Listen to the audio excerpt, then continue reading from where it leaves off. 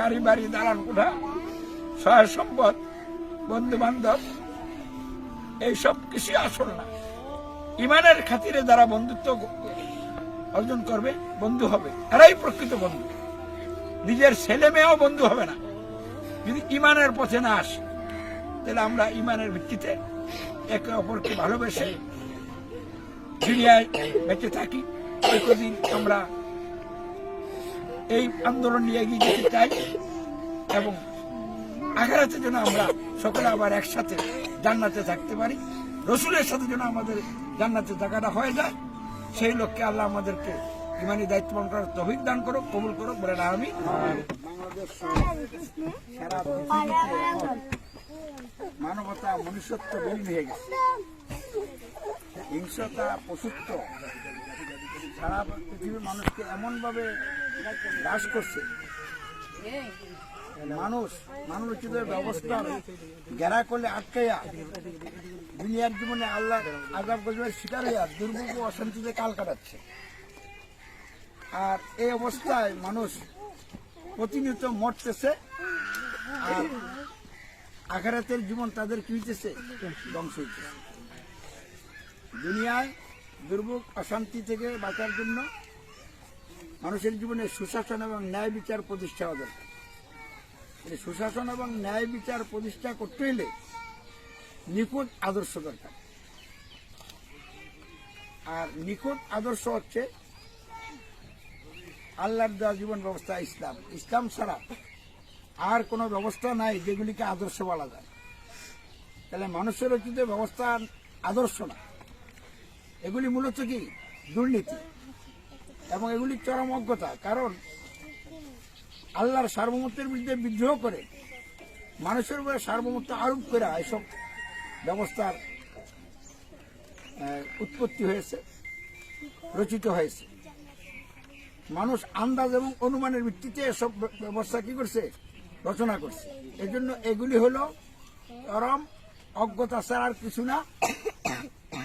আর এই মানবোচিত ব্যবস্থা দিয়ে পৃথিবীর প্রতিটি রাষ্ট্র গঠন হয়েছে, চলছে, যার কারণে দুর্ভোগ অশান্তি বাড়তেছে, আল্লাহ আযাব গজবের মাত্রা বাড়তেছে। এর থেকে বাঁচার জন্য ইসলাম প্রতিষ্ঠা হওয়া খুব জরুরি।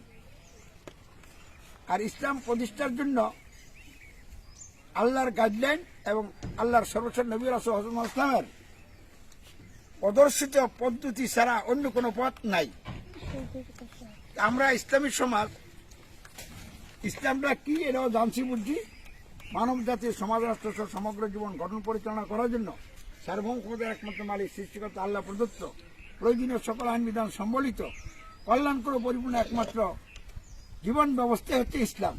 এই ইসলামের মূল বিষয় হচ্ছে আল্লাহর প্রতি ঈমান। আর আল্লাহর প্রতি ঈমান হচ্ছে মানুষের সমাজ রাষ্ট্র গঠন ও পরিচালনা সহ জীবনের সকল ক্ষেত্রে সার্বভৌমত্ব আইন বিধান নিরঙ্কুশ করতে একমাত্র আল্লাহ, মানুষের নয়।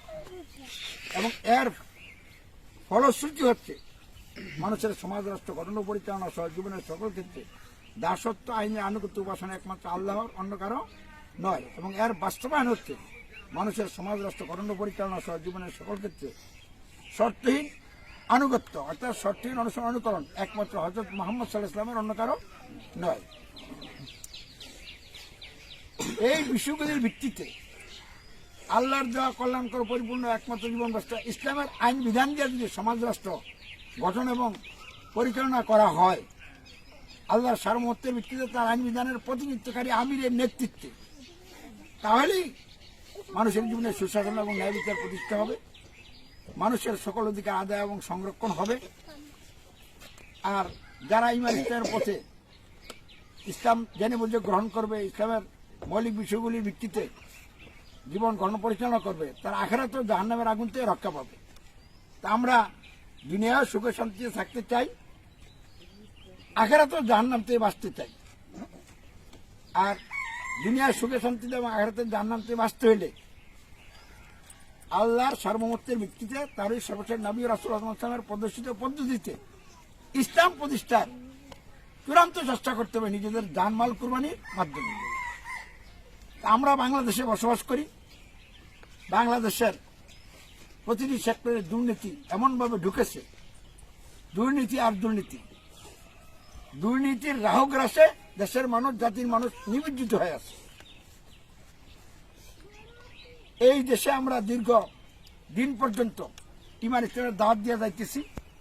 বহু লোক দাওয়াত কবুল করেছে, অনেকে এটার সমর্থনে আসছে, আর বিরোধিতা করার মানসিকতা যাদের ছিল তারা অনেকে এখন বিরোধিতা না করে সমর্থন করে চলছে। এতে বোঝা যায় বাংলাদেশে ইসলাম কায়েমের একটা অনুকূল পরিবেশ বিরাজ করছে।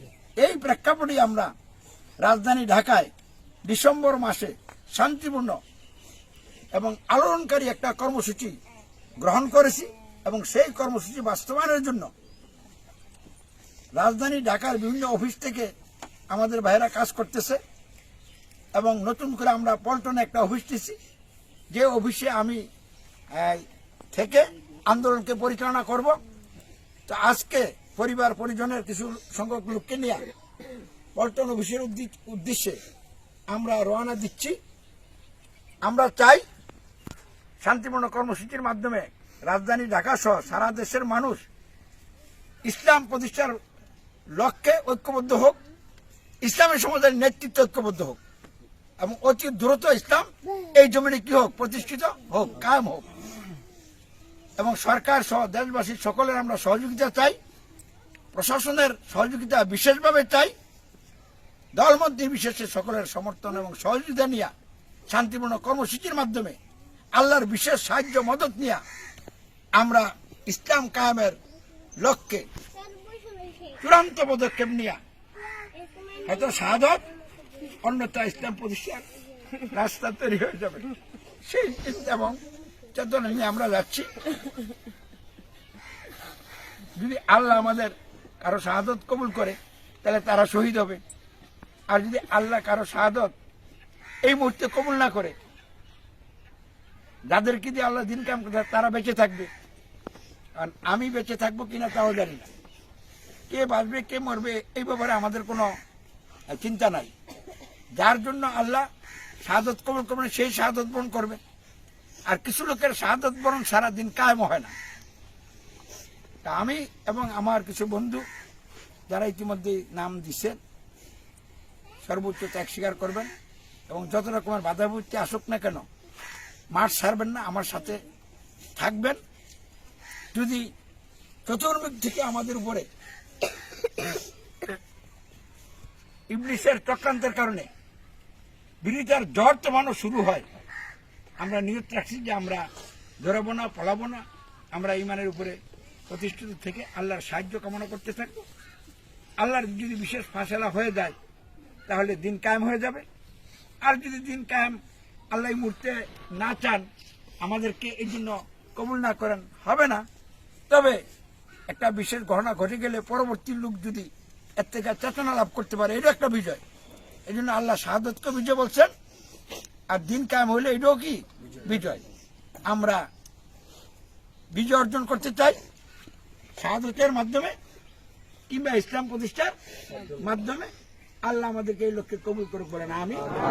যার প্রতি সকলকে সালাম জানাচ্ছি, সকলের জন্য আমি দোয়া করছি এবং সকলের কাছে দোয়া চাচ্ছি।